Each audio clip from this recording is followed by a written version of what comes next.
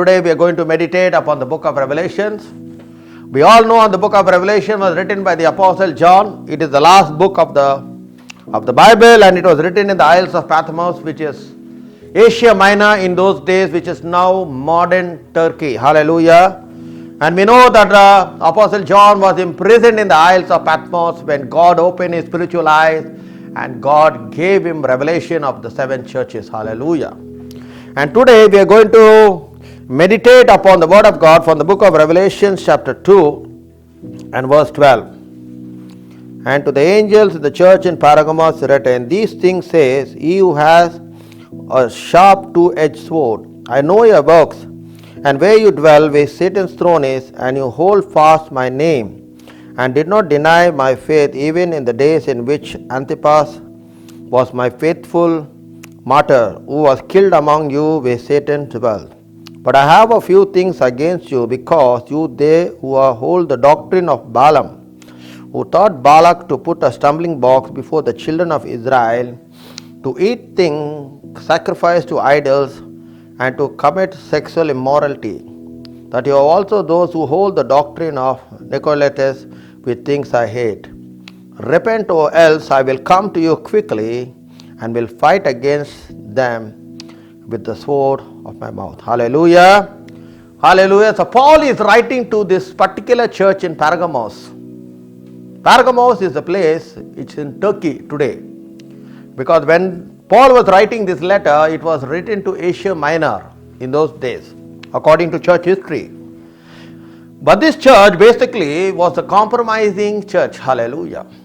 And that's what today, when you look at the seven churches, it speaks of seven people. Because when I say church, church is not a building. Because the Bible says when the church will be raptured, it's not the building that is going to be raptured, it is the people. So seven churches indicate that there are seven types of different people, and today we are going to meditate about this church, which is a compromising church. Hallelujah. And that's what today we see, that in a Christian walk of life, that many people compromise with the gospel. Hallelujah. Once upon a time they had the fire, they had the zeal, God lifted them up, God blessed them, and down the road what happened? They started to compromise. Hallelujah. You see, clearly we see that, and that's what is happening today in the church. And that's why today God is warning, because God is not interested in a person who will compromise. Hallelujah. That's what clearly, because you cannot listen to God at the same time you cannot listen to the devil.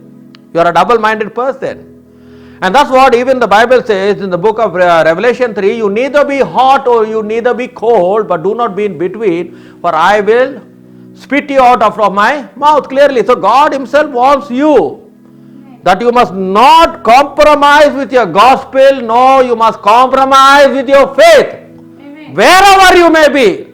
But there are many people who are ashamed even to declare that Jesus is the Lord and the Savior. Why? Because they always have a feeling that they may offend their friends, or they may offend the relatives if they come to know that I became a Christian, or they may try to avoid that, even declaring the faith wherever they work. Hallelujah. And that's why the Bible clearly says in the book of Luke chapter 9 verse 26, he says, for whoever is ashamed of me in this present generation, when the Son of Man shall come, shall also be ashamed of him. We shall never be ashamed of who we believe. Hallelujah. That's what Paul says, for I know who I have believed. Because it was when Paul believed in Jesus that changed his life, that transformed his life from a murderer and made him one of the most powerful evangelists who wrote 3/4 of the New Testament. His life was changed, transformed. Amen. You see clearly, that's why his name from Saul was changed to Paul, who became a mighty evangelist who wrote 3/4 of the New Testament. And that's why he said, I know. For who? He says, I am not ashamed of even my identity. I am not ashamed of my gospel. And he says, I will always declare my faith even in front of my enemies, my brother and sister. Many people, they do not like to testify that they are Christians in front of their friends who are unbelievers. They think that they are offending them, my brother and sister in Christ. And today, God doesn't want you to be compromising with the devil. That's what happened even in the Garden of Eden. When God spoke to Adam and Eve, the first compromising took place there. Immediately the devil came and they compromised with the devil. And they listened to what the devil has spoken or what Satan has spoken, who disguised himself like a serpent. And because they compromised, you know what happened? That's how sin came into this world. They were disobedient and they were thrown out of the Garden of Eden. Amen. You see, they compromised. You see, that's what is happening even today. So today we will meditate of the people who compromise and the people who have not compromised with the word of God. The second person who compromised, we know, is Esau. The Bible says that Esau was very hungry. And immediately who did he meet? He met his brother Jacob. And that Jacob was making what? A very delicious meal. Lentils. And immediately what he said? He compromised for what? He compromised for his birthright. So Jacob clearly said, if you want this food, you have to do this, like this clearly. My brother and sister. That's what the devil will always try to do sometime. You want to become famous? You have to give your soul to me. I will make you famous. I will make you rich. I will give you everything. He wanted even Jesus to compromise. What did he say? When Jesus was in the wilderness, he says, if you bow down and worship me, and I will give you all the kingdoms of this world. He said it to who? Jesus. To Jesus. So if it was someone else, we would have accepted that offer. Oh my God, where will I get such a big offer? And this person. But Jesus said, what he said, you must only bow and worship only God alone. Amen. Jesus never compromised his faith while he was being tempted in the wilderness. But whereas this Esau, what happened? He said, what is this birthright to do with me? Because he did not know the importance of the value of a birthright. And finally what he says, okay, I will give it away to you. Because at this moment, I am feeling very hungry. So give me those lentils. And what happened? He compromised. And finally what happened? He lost everything. You see, my brother and sister in Christ. But there are certain people in the Bible who did not compromise. Let us look into Daniel chapter 1 and verse 8. Daniel chapter 1 and verse 8. Yes. What is Daniel telling? I will not defile myself, or I will not make myself impure for what is being served in the king's palace. Amen. Now, how many of us will be like Daniel? If tomorrow the queen will invite you to Buckingham Palace and give you a feast and say, this is all I lay for you. Now you will say, I am a Christian, I believe in my God, and this is what I need to do. Will you say that? You will say, oh, it's a great honor that the queen called me. For her calling me, you will wear the best of dress, the best of suit, you will follow the protocol also, and you will be on time. You may not come to church on time, but you will be on time, because you know they maintain discipline. Punctuality they maintain where? In the palace. Will you say that?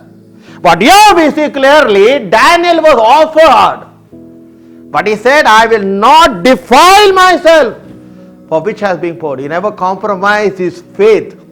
You know why? Let me tell you why. Because those food that was offered to the king were also offered to the idols before they were served. You see clearly. And that's what is happening in many religions as we see. So Daniel knew about that, because the Babylonian kingdom was a kingdom worshipping idols. So he didn't want to defile himself because he was a Jew. And second thing, he believed in only his God. So what happened there clearly we see that he did not compromise his food. Now let us look into another scripture. Let us go into Daniel chapter 3 and verse 16 to 18. Now Shadrach, Meshach and Abednego answered and said to the king, O Nebuchadnezzar, we have no need to answer you in this matter. If that is the case, a God whom we serve is able to deliver us from the burning furnace, and he will deliver us from your hand, O king. But if not, let it be known to you, O king, that we do not serve your gods, nor will we worship the gold image which you have set up. Hallelujah. You see these people, what they say? We will not compromise with my faith in who we believed. Amen. Because why? The first commandment says that you must not bow before any image, graven image, either in heaven, in earth, or under the earth. They knew that. Amen. They knew that only Jehovah was their God. Hallelujah. But here the devil wanted them to bow before the image that was erected in Babylon. Because you know why? These were taken as slaves. To where? To Babylon. And now what happened? Their faith was tested. Whether they will bow before these images or whether they will be thrown into the fiery furnace. Amen. So they rather said, what is it telling? Let it be known to you, King Nebuchadnezzar, the God who we serve will deliver us Amen. from this problem or from this furnace in which you have already set up for us. Amen. But one thing is sure, we will not bow before this image in which you have erected. Hallelujah. You see, their faith was tested, Amen. but they stood to their faith. That's what I always say, that when you stand for God, God will stand for you. Amen. And clearly what happened? Hallelujah. We all know the story that God sent His angel and delivered them out of the furnace. My brother and sister in Christ, and sometimes you will not compromise with the gospel because you are being offered something. And that's what many people, they serve God at the same time they like to serve the devil. And that's why when you are compromising with the word of God, some pastors, they also fear the people. They compromise with the people. They listen to what the people say. They do not listen to what God says. Compromising. If I don't listen to this sister, if I don't listen to this brother, they may leave my church and they will go. How will I run my church? And suppose if he is a rich man and he is the one who is giving the most tithes and is giving the most offering. If I lose him, what is going to happen about my church? What is going to happen about my income and my finance? So down the road, what happened? They start listening to who? To the people. Hallelujah. That's what many churches are today. They don't listen. But who called you? God called you. Who anointed you? God anointed you. Okay? And who is going to use you? Is God. But now down the road, you are listening to Tom, Dick and to Harry and listening to what they are telling. What is happening? Where is God in the picture? God is nowhere in the picture, my brother and sister, and that's what many churches also happen. The pastor sometimes listen to the wife, or the wife listen to the husband. True. Even Abraham listened to who? To Sarah. Because she could not wait. She was desperate. She could not wait. Because one thing you must always understand, everything happens according to the timing of God, not according to man's timing.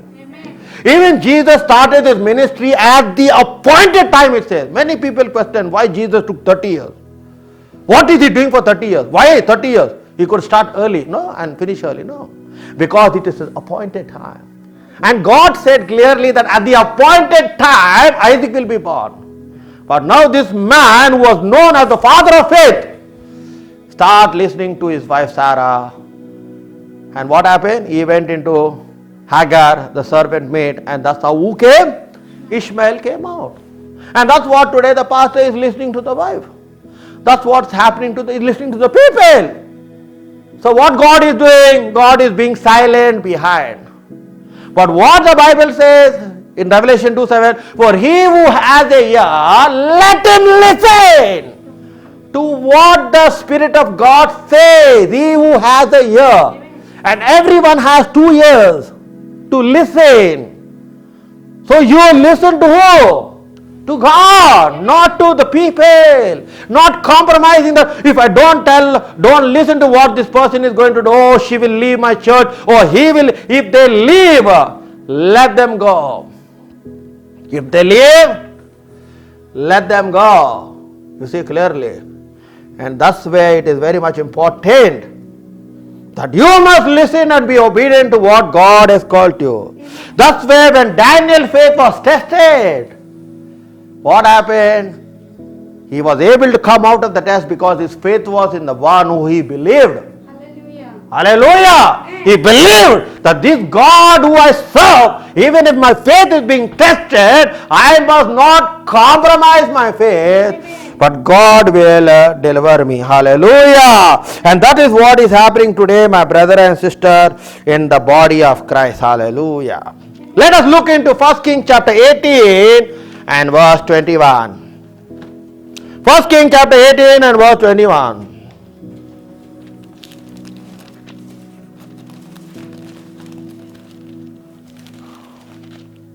It says clearly in 1 Kings 8:21, and Elijah came to the people and said, how long will you falter between two opinions? If God is Lord, follow him, but if Baal, follow him. But the people answered him, not our. Now here these people, what is happening? They do not know who to follow. So what is telling clearly, and Elijah came to all the people and says, how long will you be? Falter between two Yes. opinions. If the Lord is God, follow him. Yes. But if Baal, follow him. But the people answered him not a word. Yes, he says they are confused. They do not know who to follow and who not to follow. And that's what happens, that sometimes as a believer, when you pray and things don't happen, what will you do? You will compromise your faith and you will go to some other things, as what King Saul did. If you look into 1 Chronicles chapter 10 and verse 13.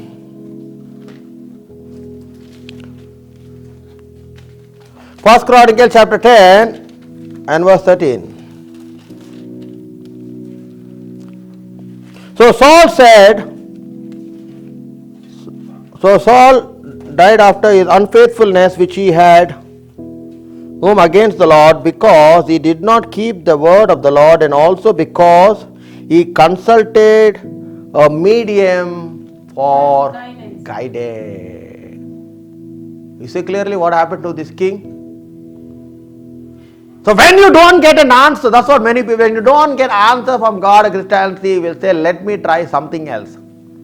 And now they start going to who? To the juju men, they go to the witch doctors, because they also sometimes present result.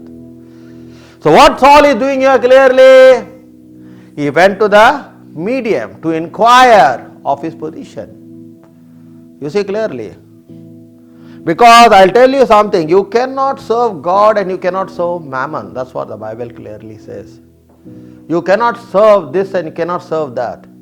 You cannot be a Christian on Sunday and then you just believe like an unbeliever from Monday to Saturday. It does not work in the kingdom of God. Amen. You must never ever try to compromise your faith. That's where John the Baptist lost his head, because he did not compromise to what Herod said. Amen. If you would have said, oh, King Herod, no problem, even if you take your brother's wife, is okay. I think he would have not been thrown into prison and he would have not lost his head. But he said, it is not lawful according to the law of Moses that you take your brother's wife. For that what happened? John the Baptist was thrown into prison. And the wicked woman make the daughter dance on the king's birthday. And the king birthday says, whatever you desire, even to half of my kingdom, I am going to give it to you. He says, I don't want kingdom or anything. I want the head of John the Baptist on a platter. But did John the Baptist compromise? He never compromised with his faith. He was ready to die for his faith. Amen. My brother and sister in Christ. But if you look into the life of Balaam, when God told Balaam, do not go and curse the children of Israel, for they are blessed. But Barak the Moabite king came and said that if you come and curse these people, I will give you honor, I will give you gifts, and I will give you everything. You see something? And that's where many people, what they do, when God has blessed them with the gift of the Holy Spirit, they sell away their gifts for the sake of money. Like one person I have seen on one of the video is telling you, if you pay me money, I will dial directly to heaven and God will tell me whether your name is written in the book of life. People are foolish. They are giving money. He said, he's making call, hello heaven. I just want to know if this person's name in the book of life. People are just believing. People are just believing. You see clearly. But here, what happened? Because those people are coming with offer to who? Balaam the prophet. He says, come back again, come back again. Come back again. I will go again and inquire from God. I will see, maybe God will change of his word. Or he'll tell maybe this time. Because first time God told Balaam, don't go, for they are blessed. But now the devil is bringing an offer. He says, what? Your words, well, just come and curse. We will give you everything what you want. Whatever gifts you want to give, I will give to you. So now Balaam is thinking, I'm a stupid, foolish fellow to leave all this. He says, you come again, I will inquire. The Bible says that God is not a man that he should lie. You see clearly, God does not alter his words. In Psalm 89 verse 33-34 says, the words that went out of my mind, I will not alter that what I have spoken to my servant, to my anointed David. The Bible says clearly in Psalm 89 verse 33-34. God will not alter the words. If God said today yes, God will not tell tomorrow no. Amen. He will still say yes. Even after 1 year he will say yes. After 10 years also he will tell yes only, God. Hallelujah. But this person, because now what is happening? There is an offer for him. So immediately he disobeyed the command of God, and when he rode on the donkey, we know what happened, that God spoke through the dumb donkey. And sometimes because of your disobedience, you lose the blessing of God. Let me put you this way. When God healed Naaman, the Syrian commander, through the prophet Elijah, said, go and dip yourself in the river Jordan. And he received. But what happened to the servant, Gehazi? He ran away quickly behind this Naaman, and he demanded for what? He said that there are some guests and some travelers who have come to the prophet. Can you please give us something? He took everything and he hid.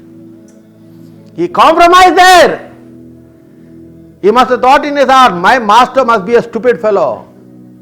The king came with all his gifts and all the things. Because the king cannot just come empty-handed. The commander cannot come in empty-handed, Because he's coming to meet the prophet. Because in those days when they came, they brought gifts with them.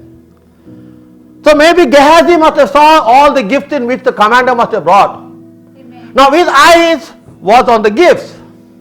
So You see clearly? Yes. pursued Naaman. Mm. When Naaman saw him running after him, Yes. he got down from the chariot Mm. to meet him Yeah. and said, Mm. Is all well? Mm. And he said, All is well, my master. Mm. My master has sent me, Mm. saying, Indeed, Mm. just now 2 young men Mm. of the sons of the prophets have come to me Mm. from the mountains of Ephraim. Ah. Please give them a talent of silver and 2 Mm. changes of garments. Mm. So Naaman said, Please take 2 talents. Mm. And he argued him Mm. and bound 2 talents of silver in 2 bags Yes. with 2 changes of garments Mm. and handed them to 2 of his servants. Mm. So they carried them on ahead of him. Mm. When he came to the citadel, he took them from their hand and stored them away in the house. Mm. Then he let the men go.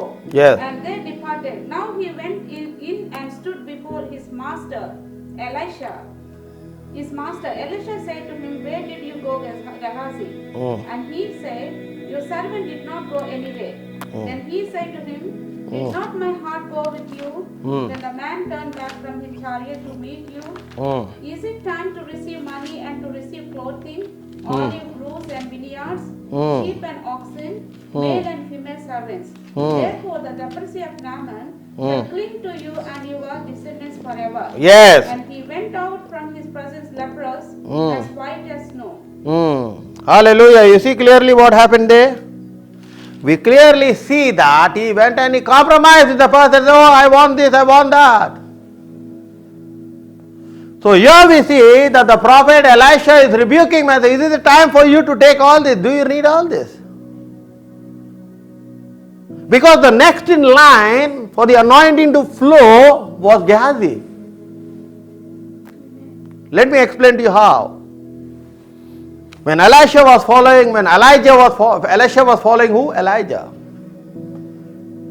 And before Elijah can be taken away to heaven, he asks, what shall you want me to do for you? As you are my servant, you are faithful to me. You see clearly. And immediately he says, give me a double portion of your anointing. Now Gehazi, instead of asking Elisha, I would have assumed that Elisha would have asked him before he can die, Gehazi, my faithful servant, what do you want that the Lord can do for you? What can you think? If you are a man of the Spirit, you would have told that. But what in between what you did, you went and compromised and your eyes went away, not on Jesus. That's what happened. In the starting of your ministry, your eyes is upon Jesus and everything depends by walk by faith. Now, your eyes is no more on Jesus, but your eyes are upon what people are going to give you. How much money you can make out of your ministry. How much of wealth you can make out of your ministry, what you can buy, what you cannot buy. Everything. That's why today we see ministry is in that position. So if you would have asked, he would have given. Because he was faithful. But what happened? Down the road, he went and he compromised and he took away without things knowing. He says, this is the time for you to take, to receive. He says that the leprosy that was upon Naaman will come upon you. See, instead of him receiving a blessing before the prophet Elisha could die, he received a curse. You see clearly, and that's what many people, God has called them into ministry and blessed their ministry. Finally, what happened? They forget God and now their eyes are on how much of money they can make. That's where there's a lot of begging that happens on the TV. Give me offering, give me money, give me this, give me that. Lord is telling me that, Lord is telling that, Lord is changing figures. And that's what is happening in the kingdom of God.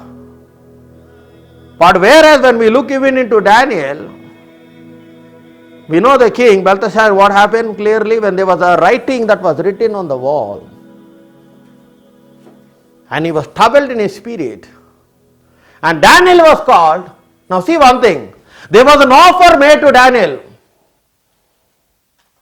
You see clearly what was offer made? He says that I will make you the third ruler of the kingdom. I will give you a necklace of gold. What you have to do is only just you read what is written on this wall. That's it. What Daniel said, keep your gold, your reward, keep everything to yourself, but I will read because God is in the business of speaking of what you did. Because what did the king do? He took all the vessels which were in the house of God, and he and all his concubines, they sat and they drank and they defiled the vessels that were in the house of God. So you think God will keep quiet? You think God will keep quiet? That's what Jesus Christ also whipped those people who were doing business where? In the house of his father. You see clearly. What he says, my house, the house of my father is the house of prayer, but you have changed it into a den of thieves, and he got angry. Why? Because they defiled. They defiled what? The house of the father. And here what the king is doing is defiling, is bringing all the vessels, the utensils which were sanctified, which were made holy, which were used only to serve God, and he is drinking from them and calling all his things. And thus when the handwriting is being written there. But Daniel, what did he say there clearly? Keep your gifts, your offering, because now again, what is being offered? He says, I will make you the third ruler in the kingdom. But Daniel said what he said. He didn't compromise again here, Daniel. What he says, I will read because God is speaking something to you. He says, by this night you will be slain. And that very night, Darius, the king of Medes, who was 62 years of age, slayed him and he was killed. They never compromised with their faith. That's what even we see in the book of Acts chapter 5 verse 29. Let's read what does it say. Peter, what is he saying? In Acts chapter 5 and verse 29.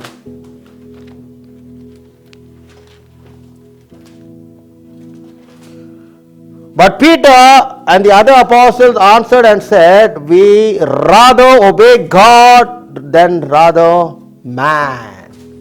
We rather obey God than man. Clearly, you see clearly what happened. So what happened? They were taken and they were beaten. In verse 40, see what is the word of God says. And they agreed with them, and when they had called for the apostles and beaten them, and they commanded that they should not speak in the name of Jesus, and let them go. So they departed from the presence of the council, rejoicing that they were counted worthy to suffer shame for his name. You see clearly. And that's what happened. Why? Because Peter is telling, we rather obey God than obey man. So what they took? The council took and they beaten them up and said that you must not mention the name of Jesus. That's what happens sometimes when you are on the streets evangelizing. You can be beaten up by a mob. You can be beaten up by people. Why? Because you are declaring the name of Jesus. But that must not waver your faith even at the point of death. And there were many people who have been persecuted. There were many martyrs who have died as the testimony of Christ, who defended their faith. And that's what we all know in the life of the apostles. In the Fox books of martyrs, we know that how each apostle died of their faith in Jesus Christ. Why? Because they were not able to deny the one who they have seen, who they have lived, and who has promised them eternal life, my brother and sister. Sometimes your faith can be tested. Sometimes on the road or somewhere you can be tested. That's when you need to know whether you will accept or whether you will deny Jesus. Whether you will compromise because your life is more important to Jesus. But whereas this disciple is telling you, I rather obey God than man. What you want to do with me, you do. So what happened? The council beaten them up. But here in 41 he says, they rejoiced and counted worthy for being beaten up in whose name? In the name of Jesus. You see clear? They never compromise. As long as you do not compromise with the word of God, as long as you do not compromise your faith, the anointing of the Holy Spirit will live inside you and it will take you even to the grave. That's what happened in the life of Elijah the prophet, that even when he died, that even when they brought a dead corpse and threw it in the tomb of the prophet Elijah, that the power and the resurrection power was able to resurrect. The bones had the power. Why? Because Elijah was not a man who compromised. He could have told the Gehazi, oh, no problem, Gehazi. You know, I am a person, I don't take gifts, I am not used to it. You can take it, have it for yourself. He could have been like Abraham. You know, when Abraham went to rescue his nephew Lot, what did he say? The king offered him. Abraham said, what? Okay, let the people have whatever of the spoil it is. He said that. Clearly.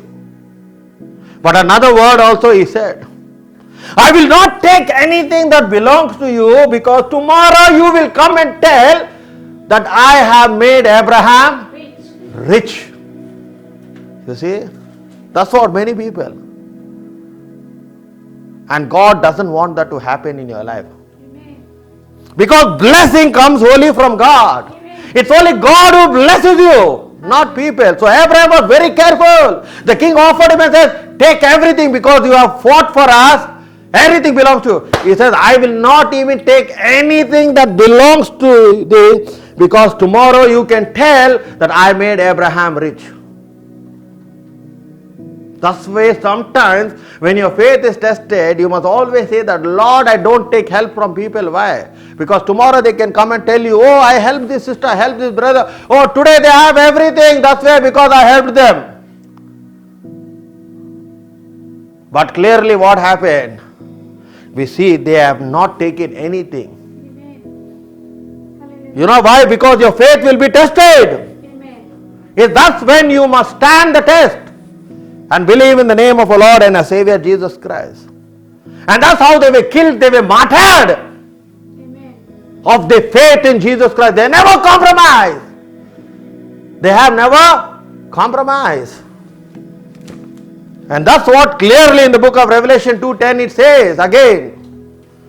For the devil wants to throw some of you into prison, But hold steadfast your faith, for he shall give you the crown of life. He is going to throw some of you. Do not fear of any of those things which are about to suffer. Indeed, the devil is about to throw some of you into prison, that you may be tested, and you will have tribulation for 10 days. But be faithful until death, for I will give you the crown of life. The devil will throw you into prison, but do not deny your faith. Because even in the prison, God can show up. That's what happened when Paul and Silas were thrown into the prison because of their faith of what they did. Was God silent? God was not silent in Acts chapter 16. When they started to praise and worship God, God caused an earthquake and shook the whole prison. It's that way we see that the jailer and his family and the entire prisoners were God saved. Their faith were tested, but they always stood for God because they never compromised. Today the Lord is asking whether you are compromising with the gospel. Are you compromising with your faith?